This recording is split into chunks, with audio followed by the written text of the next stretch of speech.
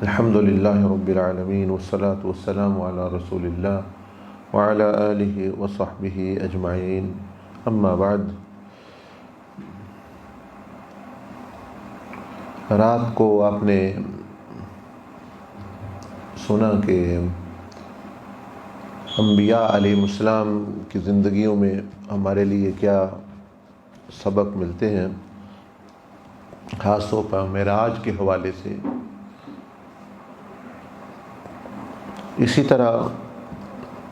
7 آسمانوں کے اندر اور 7 آسمانوں میں جو انبیاء علیہ السلام، خاص طور پر جن کا نبی علیہ السلام نے تذکرہ فرمایا، وہ ہمارے لیے اللہ پاک تک پہنچنے کے لیے بھی ایک مرحلہ وار اور درجہ بدرجہ طریقہ بھی وہاں سامنے بیان کیا گیا کہ بندہ کن مراحل سے، کن سٹیجز سے گزر کر جو ہے وہ اللہ پاک تک پہنچتا ہے، اور اس کو کیا کیا رستے میں آزمائشیں آئیں گی۔ تو رات کو تو آپ نے انبیاء علیہ السلام کی نسبت سے سنا، اب اسی چیز کو 7 آسمانوں کو سمجھیں کہ ہمارے لیے رب تعالیٰ تک پہنچنے کا طریقہ بھی بیان ہے۔ تو اب پھر ان آسمانوں میں غور کریں۔ دیکھنا مسئلہ یہ ہے کہ ہم غور کوئی نہیں کرتے، کہانی قصے بچوں کی طرح قصے قرآن مجید کے بھی، حدیث شریف کے سنتے ہیں، اور اس سے جو ہے وہ سبق اور اس میں جو ہمارے لیے عبرت اور اس میں وہ نہ لینا، پھر نہ اس کو اپنانا، نہ عمل کرنا، تو پھر وہ قصہ ہی رہتا ہے۔ قصہ جو ہے فائدہ تب دیتا ہے کہ جب وہ آپ کے اندر اس کا جو سبق ہے وہ عملی طور پر آ جائے اور آپ نفع حاصل کر سکیں، نقصان سے بچ سکیں۔ تو سمجھے کہ انہی 7 آسمانوں میں اللہ پاک کا قرب جو بندہ پانا چاہتا ہے، اللہ پاک کی نزدیکی پانا چاہتا ہے، تو اس کے لیے بھی وہ منزلیں بیان ہیں۔ 7 منزلیں بیان ہو گئی۔ پہلی منزل جو ہے، یعنی جو حضرت آدم علیہ السلام سے شروع ہوتی ہے، یعنی پہلا آسمان، وہ جیسے میں نے بتایا کہ وہ انسان کو توبہ کا سبق دیتا ہے۔ توبہ کا معنی کیا ہوتا ہے؟ توبہ کا معنی ہے کہ اللہ کی طرف رجوع کر لے، اپنا ڈائریکشن، اپنی زندگی کا رخ اللہ کی طرف کر لے۔ اب یہ دیکھیں یہاں سے بندے کا راہ جو اللہ کی طرف شروع ہوگی۔ توبہ کہتے ہیں جیسے گاڑی جا رہی ہوتی ہے، جس کو آپ کہتے ہیں جی یو ٹرن کرو، واپس مڑاؤ۔ یہ آپ دیکھتے ہیں نا، روڈ پہ جا رہے ہوتے لکھا ہوتا ہے یو ٹرن، وہ ایسے نشان جا کے ایسے مڑ ہوتا ہے، اس کو کہتے ہیں یو ٹرن یا واپس مڑنا۔ تو عربی میں توبہ اسی کو کہتے ہیں کہ واپس لوٹنا، اپنا جو ڈائریکشن ہے، اپنا جو رخ ہے وہ صحیح کر لینا۔ تو یہ سمجھ لیں کہ 7 آسمانوں میں وہ پورا سبق ہے کہ جس سے بندہ خدا تک پہنچ سکتا ہے اور رکاوٹوں سے بچ سکتا ہے۔ لیکن ہم جو ہے وہ بچوں کی طرح کہانیاں سنیں، قصے سنتے ہیں، ذرا سنا اور بس، نہ کان پہ جوں رہیں گی، نہ کوئی تبدیلی، نہ کوئی شاید آئے گی کیسے جب پتہ ہی کوئی نہیں، غور ہی نہیں کرنا۔ تو پہلے تو توبہ میں وہ توبہ یعنی وہ رخ بدلنا کہ بھئی پہلے مال، دولت، شہوت، عہدہ، یہ میری منزل تھا، آج کے بعد میرا رخ مڑ کے اب اللہ کی طرف ہو گیا کہ یا اللہ اب تجھے حاصل کرنا، تیرا قرب حاصل کرنا، وہ میری منزل بن گیا۔ اور توبہ میں پھر آتا ہے کہ یہ تو رخ ٹھیک ہو گیا، اس کے بعد یہ اعضاء آ گئے، یعنی بندے کا جو عقیدہ ہے وہ بھی اللہ کی طرف، یعنی جو اللہ چاہتا ہے وہ ہو، عقیدے کا رخ بھی اللہ کی طرف ہو جائے، عبادت کا رخ بھی اللہ کی طرف ہو جائے، یعنی یہ توبہ ہو گیا۔ اسی طرح جو 7 اعضاء ہیں، زبان، کان، آنکھ، ہاتھ، پاؤں، پیٹ، شرمگاہ، جو رات کو بتا، ان کی توبہ کہ یہ بھی اللہ کی اطاعت کی طرف رخ کر جائیں۔ جو دماغ ہے وہ بھی اللہ کی طرف رخ کر جائے۔ اس طرح جو دل ہے وہ بھی مقام توبہ حاصل کرے، یعنی برائی سے بچے اور قلب سلیم بن جائے۔ اسی طرح جو نفس ہے وہ اس کے بھی بری خواہشات سے توبہ، یہ تو پہلے آسمان کا سبق ہے توبہ کا، تو اسی میں بندہ کافی حد تک جو ہے وہ ترقی کر جاتا ہے۔ دوسرا جو آسمان تھا جس میں سیدنا عیسیٰ علیہ السلام کا بیان تھا، تو عیسیٰ علیہ السلام کا جو جو بڑی بنیادی بات جو ہے کہ ان میں زہد میں وہ بہت اعلیٰ مقام پہ تھے، یعنی دنیا سے بے رغبتی، یعنی دل دنیا کے ساتھ اٹیچ نہ ہونا۔ حالانکہ وہ جب واپس آئیں گے وہ بادشاہ ہوں گے، وہ مطلب اتنا بڑا مقام ملے گا ان کو، پہلے بھی بہت بڑا مقام ہے، لیکن زہد ان کے اندر پھر بھی ہوگا، پہلے بھی تھا۔ اس کو کہتے ہیں بھائی دنیا سے دل کا غنی ہونا، چاہے دنیا پاس ہو یا نہ ہو، وہ اس کے اندر بے رغبتی ہونا، یعنی دنیا کی بھی عارضی چیز ہے، ایک مٹنے والی چیز ہے، مٹنے والی چیز کو کوئی بندہ پسند نہیں کرتا۔ دیکھ لیں کوئی بندہ ایسا مکان نہیں بنانا چاہتا جس نے ہفتے بعد مہینے بعد پتہ ہو اس نے دڑام کر کے نیچے گئے، کوئی بندہ پسند کرتا ہے ایسے مکان؟ آپ پکے مکان کو پسند کرتے ہیں نا، جس نے کوئی 10 20 سال 50 سال، تو دنیا وہ مکان ہے جس نے دڑام کر کے تھوڑی دیر بعد گر جانا ہے۔ آخرت وہ مکان ہے کہ جس نے گرنا نہیں۔ تو پھر بندے میں اگر عقل ہے تو اس کو کیسے ہو سکتا ہے اس کو شوق ہو کہ جس نے گر جانا ہے اس کی طرف اس کا رجحان ہو؟ لیکن ہمیں سمجھ ہی کوئی، پتہ ہی کوئی نہیں دنیا کیا ہے، آخرت کیا ہے، کھچڑی سی بنائی ہوئی ہے۔ تو یہ اس کو کہتے ہیں بے رغبتی یا زہد، کہ ٹھیک ہے بن گیا بے شک لیکن اہمیت اس کی نہیں۔ جیسے یہ کہتے ہیں جی چائنا کی چیزیں، نقلی چیزیں استعمال بندے ضرور کرتے ہیں، لیکن ان کے دل میں کوئی کہتے ہیں ہے 2 نمبر ہی ہے، یہ کوئی نہیں جی، یہ جاپان کا بنا ہے، یہ فلانے ملک کا، یہ چائنا۔ تو جو چیز جو پائیدار نہ ہو دل اس کی طرف مائل ہوتا ہے؟ دل نہیں مائل ہوتا، دل میں اس کی طرف لگاؤ نہیں ہوتا۔ لگاؤ اس میں ہوتا ہے کہ جو پائیدار چیز ہو۔ تو اب اس کو کہتے ہیں، اللہ نے فرمایا والآخرۃ خیر وابقیٰ، کہ آخرت پائیدار چیز ہے، یہ نقلی مکلی چیز ہے۔ تو وہ جس بندے میں عقل ہے اس میں یہ ہوگا کہ اس کے اندر جو ہے وہ بالکل اس کا جو دنیا کا جو لگاؤ ہے وہ نہیں ہوگا، بلکہ یہ کیا ہو گیا، بسم اللہ، ٹھیک ہے چلو ہو گیا ایسے، بسم اللہ۔ تو والآخرۃ خیر وابقیٰ، تو یہ مقام ہے کہ اگر اللہ کی طرف بندہ آنا چاہتا ہے تو ناپائیدار چیزوں میں اور عارضی چیزوں میں اس کا دل نہ پھنسے، بے رغبتی ہو دنیا کی، یا جو عارضی چیزیں ہیں، جو نقلی چیزیں ہیں، جو ادنا چیزیں ہیں، اور اعلیٰ چیزوں کی طرف رخ ہو،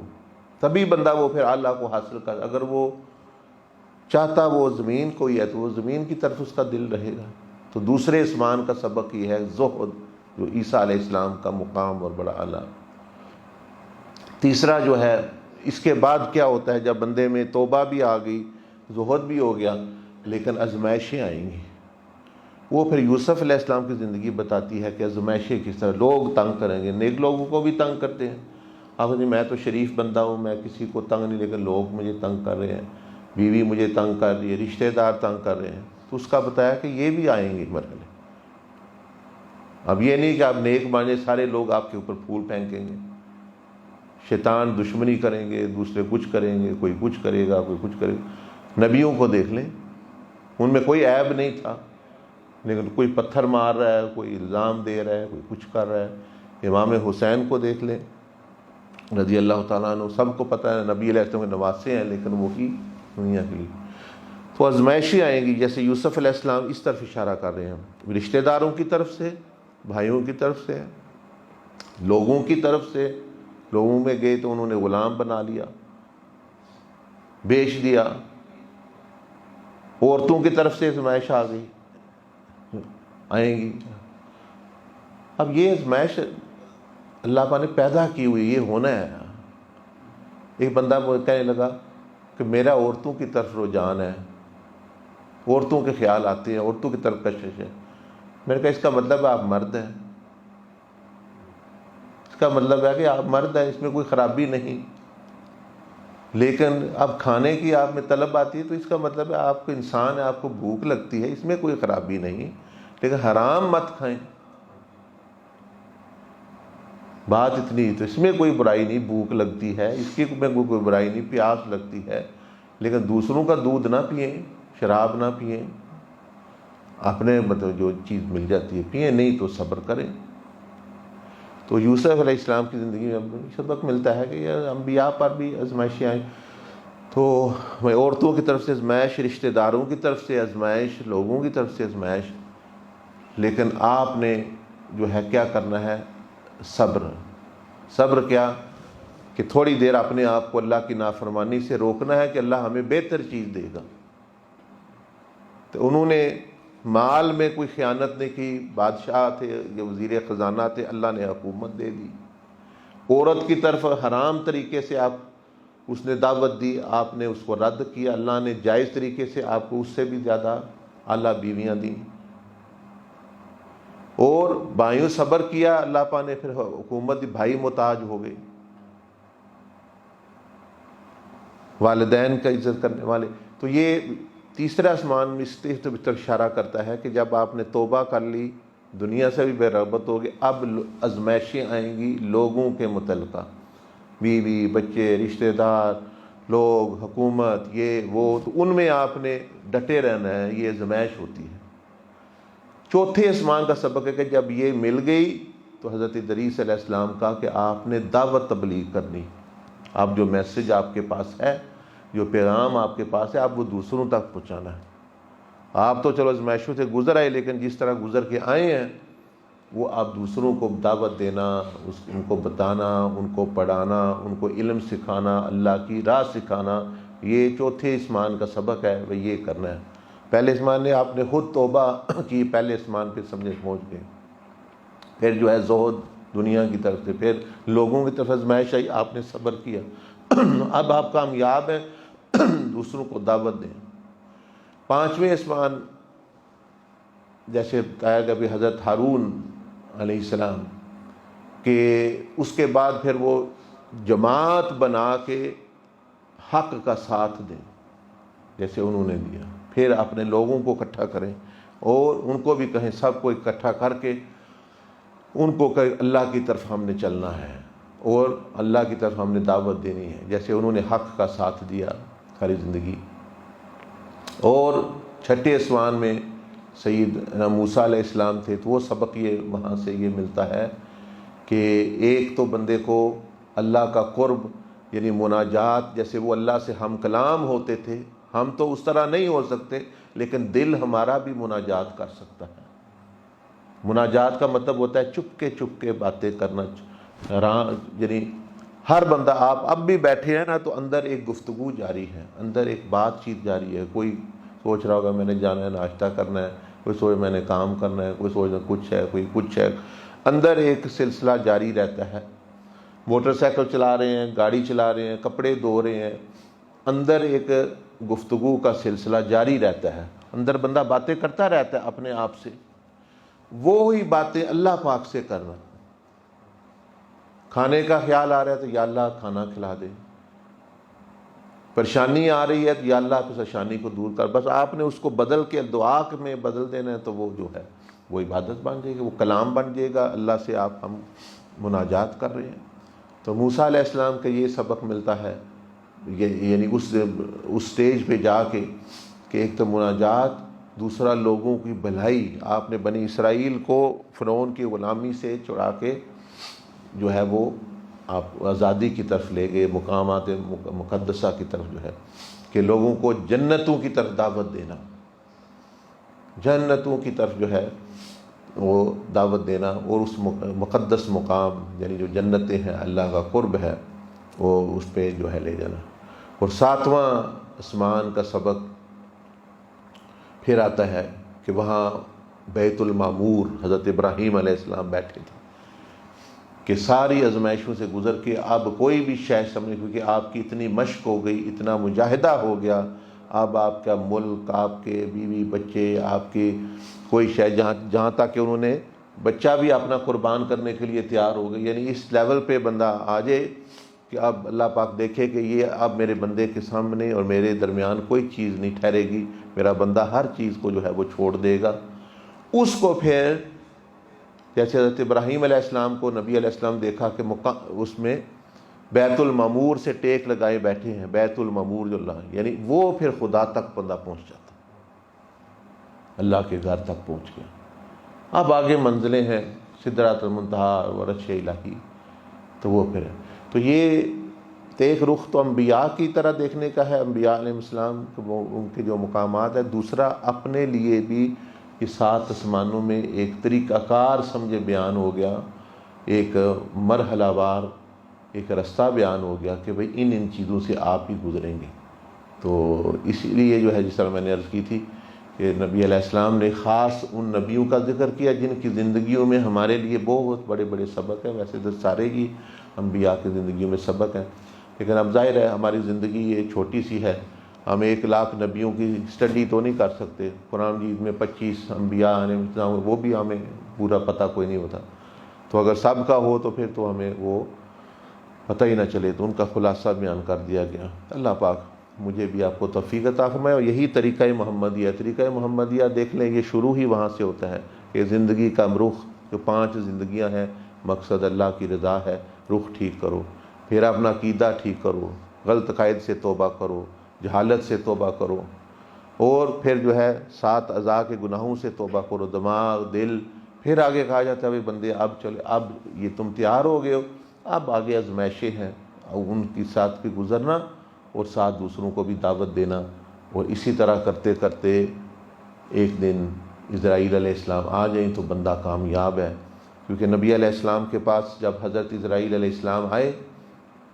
تو آپ کیا کر رہے تھے؟ اس وقت آپ نے ایک تو لوگوں کو دعوت دے رہے تھے، نماز کی، لوگوں کو غلاموں کے بارے میں، یعنی لوگوں کو بھلائی کی دعوت، اور اللہ کا ذکر، اللہ کی عبادت اور مخلوق کی بھلائی، یہی کرتے حضور علیہ السلام اس دنیا سے، پر جب روح نکلی تو اللہ کا ذکر اور مخلوق کی بھلائی، یہی کرتے کرتے ہم بھی اگر دنیا سے گئے تو ہم کامیاب ہیں، کیونکہ ہم آپ علیہ السلام کے طریقے پر جا رہے ہیں۔ اللہ پاک مجھے بھی آپ کو توفیق عطا فرمائے، جزاکم اللہ خیر الجزا۔ اگر کسی بات کی سمجھ نہیں آئی یا بات پوچھنی ہے تو آپ پوچھ سکتے ہو انشاءاللہ۔ استغفر اللہ استغفر اللہ لا حول ولا قوة۔ کوئی سوال کرنا ہے، کوئی بات پوچھنی ہے ضرور پوچھیں۔ بسم اللہ بسم اللہ۔ اذکار کے دوران جو ہے نا وہ یہ مجلس ہے، ایک اور مجلس میں وہ حاضری ہوئی ہے، نہیں پوری طرح بیان کرتے ہیں، دیکھیں دوسروں کو بھی سمجھ آئے۔ بھائی ہم اذکار پڑھ رہے تھے تو یہاں لوگ بیٹھے تھے تو روحانی طور پر ایک اور مجلس بھی ہو رہی تھی، مجھے وہ نظر آ رہی تھی، یہ منظر تھا، تو اس طرح کرتے ہیں نا بات، یعنی بیان جو ہے روحانی مجلس میں جو ہے وہ آپ بیٹھے ہیں فرما رہے ہیں کہ میں آپ کو آنے والے جمعے کے بارے میں بتاتا ہوں، پھر اس میں جو آنے والے جمعے کے بارے میں آپ نے جو اسٹارٹ کیا ہے کہ حضرت علی کرم اللہ وجہ کا نام دیا ہے، اس کے بعد وہ آواز اور وہ محفل جو ہے وہ ختم ہو گئی تو اچھا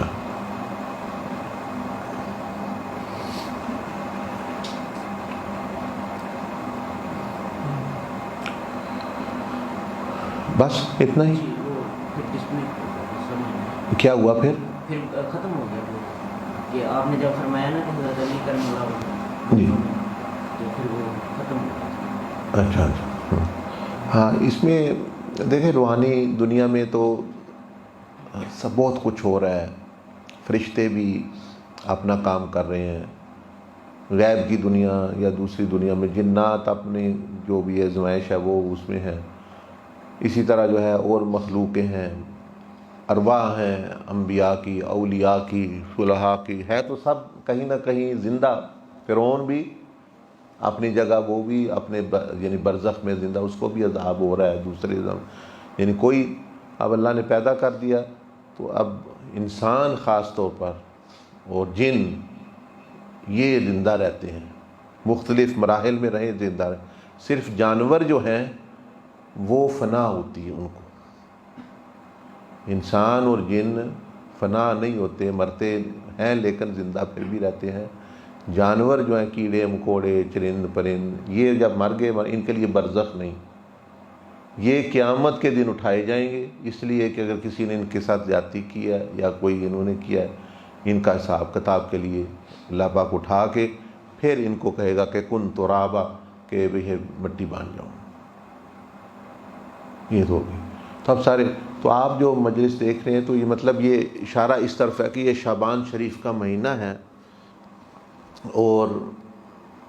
سیدنا علی کرم اللہ وجہہ الکریم جو ہے آپ جانتے ہیں روحانیت میں اور تقوی میں اور طہارت میں، درجے میں، علم میں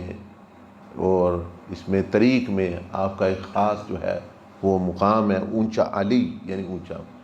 تو یہ اشارہ اس طرف ہے کہ یہ مہینہ شعبان کا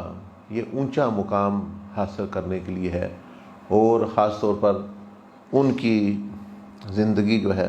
یہ، کیونکہ رجب جو گزرا ہے اسی میں آپ شہید ہوئے، یعنی پیدا ہوئے، تو اس میں آپ رمضان میں شہید ہوئے، تو رجب شعبان رمضان، تو رجب میں آپ پیدا ہوئے، رمضان میں آپ شہید ہوئے،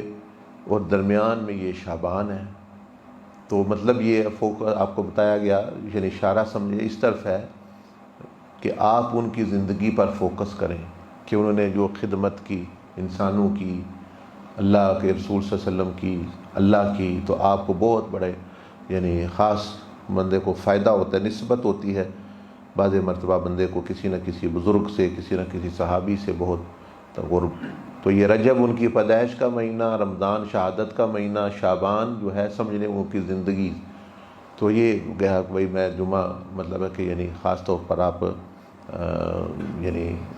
ان کی طرف، ان کی زندگی کی طرف، ان کی جو زندگی گزری، ان کے میں جو سبق ہیں ان کا جو طریق، اور انہوں نے بھی یہ جو طریقہ محمدی کا جو سبق ہے یہ انہی سے آ رہا ہے، اور مزید آپ نے بھی بہت کچھ جو ہے وہ ارشاد فرمایا، تو ان کی تعلیمات کی طرف جو ہے یعنی توجہ آپ کریں گے تو انشاءاللہ فائدہ روحانی طور پر بھی، جس طرح آپ نے مراقبہ میں کیا، تو مراقبہ جس لوگوں نے سیکھا ہوا ہے ان کے لیے تو جتنے مرے ہوئے لوگ ہیں وہ بھی سامنے ہی ہیں، وہ مراقبہ کرتے ہیں، وہ ان سے جا ملتے ہیں، جیسے آپ نے مجلس دیکھی تو صرف وہی نظر آئے کہ اور بھی کوئی مجلس ہو رہی ہے اور درس ہو رہا ہے، ادھر یہ الفاظ جو آپ ہمارے کہ آنے والے جمعے کے بارے میں پھر وہ آپ نے اسٹارٹ کیا کہ حضرت علی کرم اللہ وجہ کا نام لیا، بات کی سمجھ لیں۔ ٹھیک، ماشاء اللہ پاک جو ہے برکت دے۔ اور کوئی بات کسی نے؟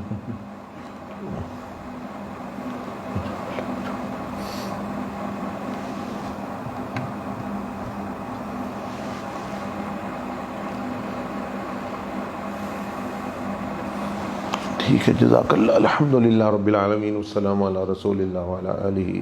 وصحبہ اجمعین، یا رب العالمین یا ارحم الراحمین۔ تو نے ہمیں یہ جو ہدایت کے